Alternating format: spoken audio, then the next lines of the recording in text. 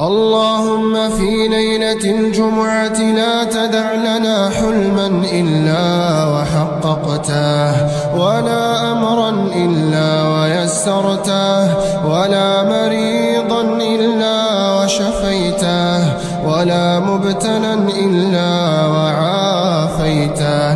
اللهم في صباح الجمعة اجعلنا نستيقظ على قلب مجبور، وذنب مغفور، وراحة في الصدور.